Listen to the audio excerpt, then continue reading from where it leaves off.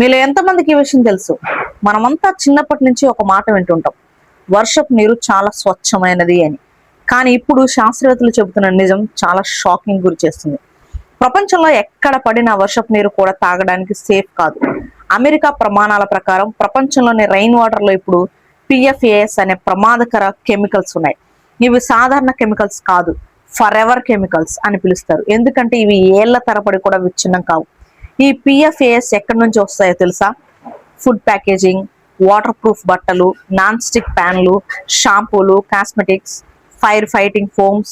ఇవి తయారీ సమయంలో గాల్లోకి వెళ్తాయి, సముద్రంలో కలుస్తాయి, మళ్ళీ గాలి ద్వారా వర్షంగా భూమిపై పడతాయి. అంతేకాదు ఈ కెమికల్స్ అంటార్క్టికా, ఆర్కిటికా మంచులో కూడా కనిపించాయి. శాస్త్రవేత్తలు చెబుతున్నది ఏంటంటే ఈ పిఎఫ్ఏఎస్ వల్ల క్యాన్సర్, ఫర్టిలిటీ సమస్యలు, పిల్లల అభివృద్ధి లోపాలు, హై కొలెస్ట్రాల్ లాంటివి వచ్చే ప్రమాదం ఉంది. అందుకే ఇప్పుడు శాస్త్రవేత్తలు చెబుతున్న ఒక నిజం, భూమిపై ఎక్కడ ఉన్నా మనం ఈ ఫర్ ఎవర్ కెమికల్స్ ప్రభావం నుంచి పూర్తిగా తప్పించుకోలేదు.